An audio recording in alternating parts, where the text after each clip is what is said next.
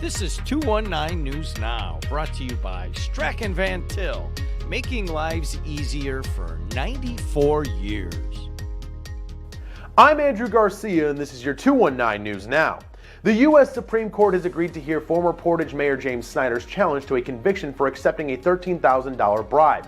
It was for steering a $1 million+ contract for garbage trucks. The highest court in the land may tackle the thorny issue of political donations. A constituent might donate to the campaign of a politician who took an action the constituent likes, Snyder's brief reads. In 5 circuits, those actions are illegal, and officials can be prosecuted for accepting donations or gifts.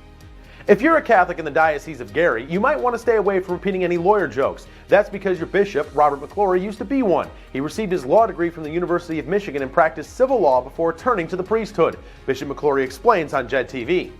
So sometimes, people think, oh my gosh, you were a lawyer, and then you became a priest, as if it was St. Paul on the road to Damascus, who suddenly, saw the light and turned from, his wanton ways or something. In my case, it really was a sense that the law was a tool to help people. It was a way to do good and truly think about how society should be structured and advanced. And ultimately that call kept growing in me towards the priesthood.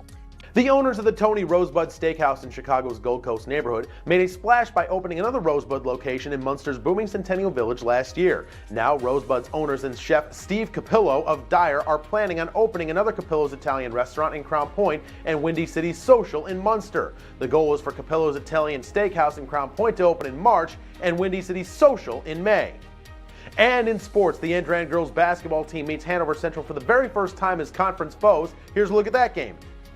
The last time Hanover Central beat Andrean was during the 2015-16 season. The Wildcats try to end that streak on their home floor, and the home team comes out swinging. Hanover shares the rock to perfection. Bridget Noel finds a wide-open Sienna Stilley. The sophomore gets Hanover on the board first with the deuce. Later, the Wildcats with a double-digit lead. Andrean tries to chip away. Maddie Walton goes to work down low. The junior goes up strong and gets 3 points the old-fashioned way. 59ers trying to keep pace, but Hanover is just too much. Skylar Ferry turns defense into offense, coming up with the steal and giving the Wildcats another score. Hanover Central wins 32-27. To read up on more local headlines, head to JEDtv.com and NWI.com. I'm Andrew Garcia, and this has been your 219 News Now.